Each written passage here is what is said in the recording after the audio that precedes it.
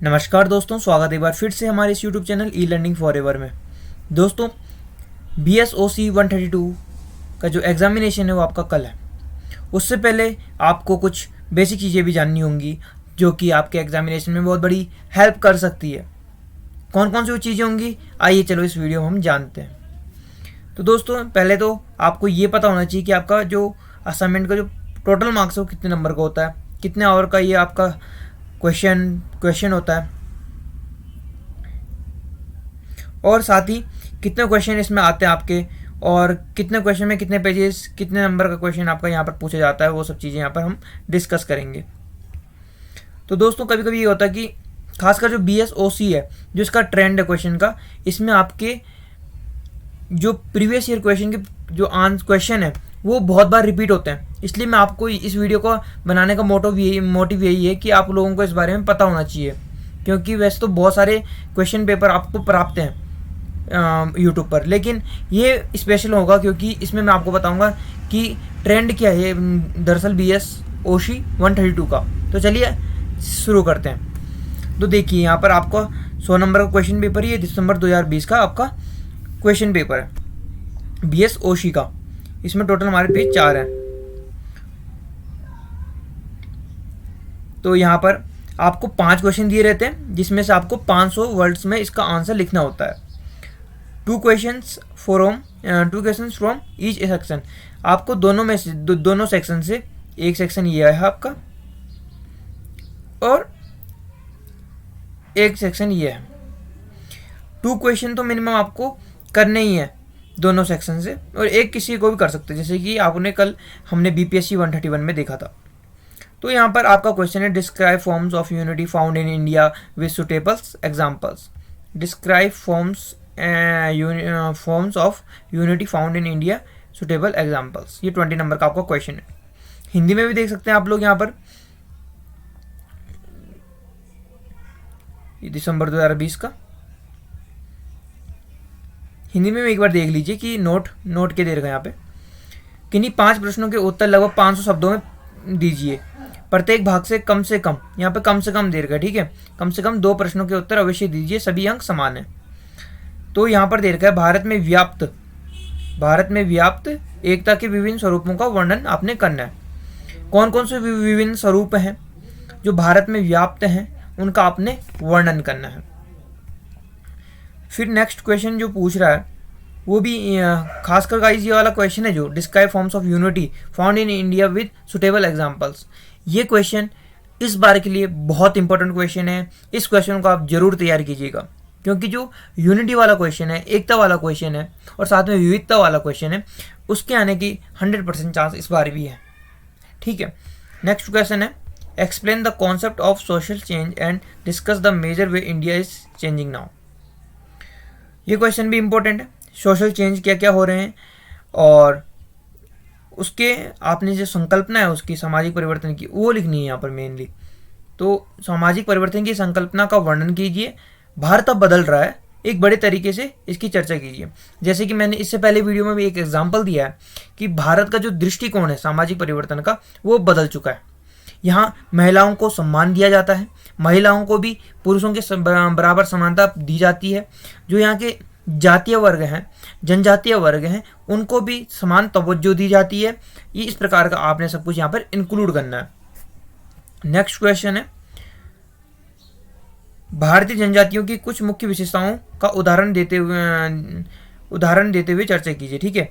भारतीय जनजातियों की मुख्य विशेषता, जैसे भोटिया जनजाति है, तो जनजाति को मैंने इससे पहली वीडियो में बताया है, आपने शायद तो देखी नहीं होगी, तो देख लीजिए, डिस्क्रिप्शन में लिंक मिल जाएगा। भोटिया जनजाति है, और आपकी बहुत सारी संथाल जनजाति, बहुत सारी जनजाति हैं। तो उनकी विशेषताएं होती हैं, उनकी आचरण की, उनके रहन सहन की, खान पान की, उनकी भाषा बोली, प्रत्येक चीज़ की विशेषताएं होती है, उनको आपने यहाँ पर बताना है। इंग्लिश में भी आप लोग इस क्वेश्चन को देख लीजिएगा, क्योंकि यहाँ पर हिंदी और इंग्लिश दोनों मीडियम के क्वेश्चन स्टूडेंट्स होंगे। Discuss with example some of the features of tribes in India, okay. तो इसका आपको आंसर करना है। यहाँ पर जो आपकी जो उनका फूड स्टाइल है, उनका लाइफ स्टाइल है, उनकी लैंग्वेजेस, सब कुछ आपने यहाँ पर डिफाइन करना है, उनको एग्जाम्पल के रूप में देना है। फिर नेक्स्ट क्वेश्चन है what is social class, discuss the types of classes found in rural India. जो ग्रामीण समाज है गाइस, मैंने पहले बताया आपको कि जो ग्रामीण समाज है ना उसका क्वेश्चन तो आएगा ही आएगा आपको, वो ये वाला, ये ग्रामीण समाज, ये ग्रामीण भारत है जो, क्योंकि इसका एक अलग से यूनिट में बन रखा है ये क्वेश्चन, इसलिए ये आएगा यहाँ, इसकी भी आने की, इसकी तरह आने की संभावना जरूर है। सामाजिक वर्ग क्या है, ग्रामीण भारत में मौजूद वर्गों के विविध प्रकारों की चर्चा कीजिए। ठीक है, सामाजिक वर्ग जैसे एक इनका उच्च वर्ग हो जाता है। ठीक है, आप इनको इस प्रकार से अगर मैं एक बताऊं, जैसे आपका कोई गांव है, कोई देहात है, वहाँ पर जो सबसे धनवान व्यक्ति होगा उसकी इज्जत, उसका सम्मान, उसकी जो गरिमा होगी तो वो अलग ही लेवल की होगी, मतलब ऊपर के लेवल की होगी। जो वहाँ पर किसान होगा, मजदूर होगा, जो दिहाड़ी मजदूरी कर कर अपना जीवन चलाता है, तो उसको निम्न वर्ग में माना जाएगा। यहाँ पर जातीय वाला कोई प्रश्न नहीं होगा। हाँ, जातीय वाला प्रश्न भी हो सकता है, लेकिन जो मैं एग्जांपल दे रहा हूँ उसमें आप समझिए, अगर कोई मजदूर वर्ग है वो निम्न वर्ग में आएगा इस समय, तो उन दोनों में सामाजिक डिफरेंस आ गया है, क्योंकि एक धनवान व्यक्ति और एक गरीब व्यक्ति है, निर्धन व्यक्ति है। तो इस प्रकार से आपने यहाँ पर लिखना है, इसी प्रकार के वो मौजूद है हमारे उसमें। फिर है इसमें सेकंड इसमें परिवार को परिभाषित करते कीजिए, परिवार के कुछ प्रमुख कार्यों की चर्चा कीजिए। इस वाले क्वेश्चन की जो वीडियो है वो नेक्स्ट वीडियो है, इस वाले जो क्वेश्चन की जो आंसर है वो नेक्स्ट वीडियो में आने वाला है, तो उसके लिए आप थोड़ा इंतजार कीजिए। नेक्स्ट क्वेश्चन है समाज में धर्म की भूमिका पर मैक्स वेबर और कार्ल मार्क्स के विचारों का वर्णन कीजिए। ठीक है, उनका वर्णन करना आपने। मैक्स वेबर इसमें भी बहुत इंपॉर्टेंट है, लास्ट में दे रखा है उनका इनके बारे में, लेकिन छोटा है, लेकिन इनके उसमें बहुत इंपॉर्टेंट रोल ये निभाएंगे आपके पेपर में। कार्ल मार्क्स और मैक्स वेबर, जिनकी पॉलिटिकल होगी उनके लिए तो आसान होगा ये क्वेश्चन, और जिनकी नहीं होगी तो उनके लिए थोड़ा पढ़ना जरूरी है इसको।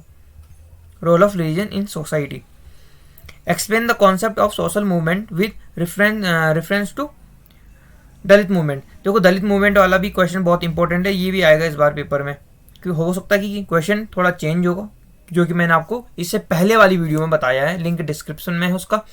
जैसे कि भीमराव अंबेडकर हैं, ज्योतिबा फुले हैं, ये सब दलित हैं और इन्होंने दलित मूवमेंट प्रारंभ किया था। दलित मूवमेंट में इन्होंने लोगों को जोड़ा जो दलित हैं, और उनकी जो सोशल रिफॉर्म्स हैं वो इन्होंने अप्लाई किया था। तो ये बहुत इंपॉर्टेंट टॉपिक है सोशल मूवमेंट का।